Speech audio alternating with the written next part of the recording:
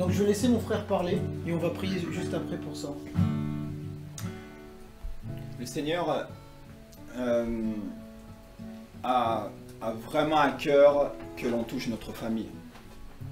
Que l'on touche voilà, notre famille et c'est vraiment parce qu'il nous amène au salut. Moi dans ma famille, eh ben, je suis le seul, voilà, je suis le premier à être converti. Mais c'est il m'a sauvé pour sauver ma famille. Et c'est vraiment son cœur que vraiment ça commence par sa famille. Que l'apôtre Paul a dit au geôlier de sa cellule, il a dit « Crois au Seigneur Jésus et tu seras sauvé, toi et ta famille ». Et il a dit, Jésus a dit aux Gadaréniens, il a dit, cet homme qui avait des légions, qui a été délivré et qui voulait suivre Jésus, et Jésus lui a dit non, va dire tout ce que le Seigneur a fait pour toi, à ta famille, au tien. Et ça c'est vraiment le cœur du Seigneur. Le Seigneur, vraiment, c'est précieux à ses yeux, notre famille, et il a un plan. Le Seigneur a un programme. On est dans des familles où des fois c'est difficile. La mienne c'est le New Age. Il y a des familles, c'est la religion, voilà, c'est différentes religions. Et on prie pour eux et on ne voit pas de résultat. On prie pour eux et on est découragé. Et on ne sait plus comment prier. Un jour j'étais au travail et en fait j'en avais plutôt assez. Et de voir ma famille, ça ne bougeait pas. Et bien j'ai dit, Seigneur, donne-moi une parole. Donne-moi une parole pour ma famille. Immédiatement, j'ai eu Ésaïe 62, verset 1. Je vais vous le lire.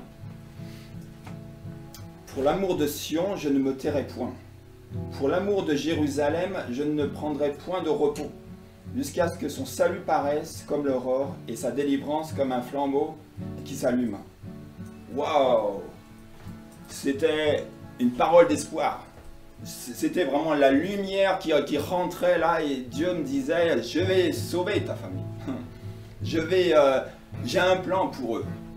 Tu ne sais pas quand est-ce que c'est, mais voilà, c'est dans le programme, quoi. Et tout d'un coup, j'avais ma responsabilité. J'étais responsable de prier, j'étais responsable de me lever et de ne pas me taire, et de ne pas rester silence. Et vraiment, ça m'a donné une ligne directrice. C'est comme une direction dans cette, voilà, dans cette prière pour ma famille. Et ensuite, eh bien, j'ai prié en remettant les choses au Seigneur. Et en fait, ça continuait, mais je ne voyais pas, je voyais comme j'ai une sœur qui était intéressée, qui venait à l'église, mais c'était toujours, ça n'avançait pas vraiment. Et puis en fait, il y a 5 ans, j'ai vraiment cherché le Seigneur, et là dans la prière, il faut comprendre que des fois, on est un peu trop radical. J'ai aussi été trop radical à parler de Jésus, à reparler. Et des fois, on ne fait pas du bien et des fois, on retarde l'échéance. Et des fois, il est bon d'être radical, mais radical dans l'esprit. Radical pour être sensible au Saint-Esprit. Radical dans la prière, dans l'intimité, dans le secret avec Dieu. Pas radical humainement, quoi. Pas radical pour apporter que la parole. Non, radical pour être, voilà, pour chercher Dieu, pour demander, voilà, j'ai demandé une parole Seigneur, et ben je vous encourage à demander une parole pour vous-même, une parole de foi, parce que c'est la foi qui nous fait avancer. Voilà, et vraiment, je vous encourage à vraiment rentrer dans le secret et à demander à Dieu une parole et à demander à Dieu de quelle manière à prier. Pourquoi? Parce qu'il y a 5 ans, là j'ai compris qu'il fallait que ce qu'il y avait dans le cœur de ma famille ressorte. Il fallait que ce qui était caché soit exposé. Donc j'ai commencé à prier la vérité dans ma famille. J'ai des cœurs sincères. j'ai demandé des cœurs sincères, j'ai demandé l'intégrité, j'ai demandé la droiture, la vérité. Voilà, que tout ce qui est caché soit exposé. Et ben ça n'a pas loupé, quoi. Ça n'a pas loupé parce que tout ce qui est... Il y a des choses que je ne savais pas, que mes sœurs ne me disaient pas, mais tout d'un coup, elles ont commencé à... Il y a eu des accusations, quoi. Il y a eu ce qui a été... Voilà, c'est ressorti, quoi. Et c'était pas beau à voir, quoi. C'était pas beau, il y a eu de la division, de la querelle, il y a eu de la séparation, mais le fardeau est tombé, quoi. Le poids est tombé, quoi. Ils ont dit ce qu'il fallait, quoi. Ils se sont libérés, ils ont libéré les cœurs, quoi. Et ça, c'était un chemin, c'était le chemin nécessaire pour leur conversion. Et là, on est dans un temps de réconciliation dans ma famille. C'est un temps de... Tout a été dit, ils étaient séparés, et puis là, ça reprend. Amen. Ça reprend ensemble, quoi.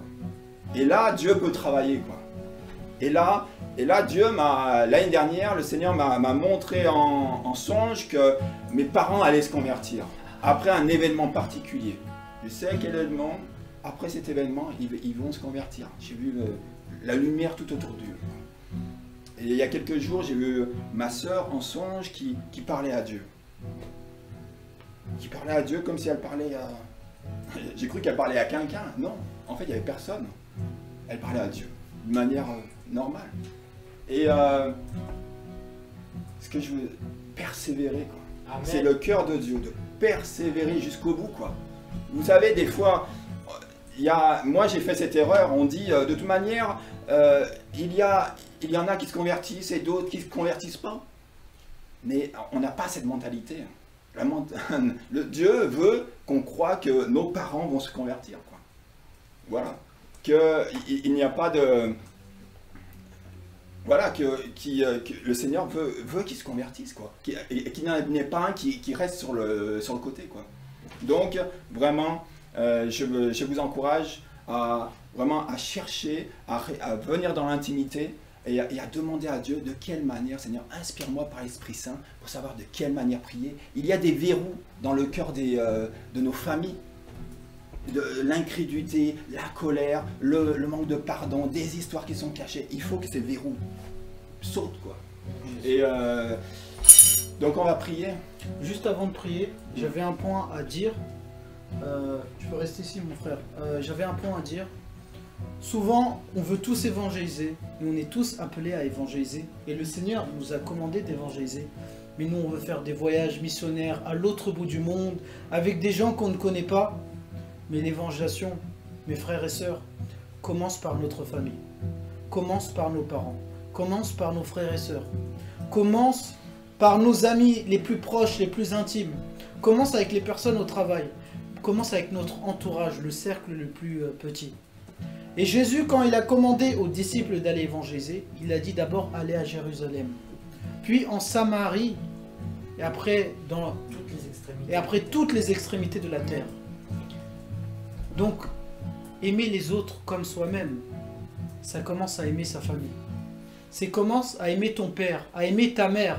Peut-être ton père t'a fait du mal, t'a maltraité, ou ta mère t'a fait du mal, ou tes frères, ou tes sœurs. Pardonne aujourd'hui et aime-les. Ce n'est pas forcément les gens qui sont lointains, qu'on ne connaît pas, qui sont dans la rue. C'est ça qu'on appelle l'évangélisation. Mais c'est d'être un signe, être un témoignage, et être un miracle pour notre entourage, pour notre société.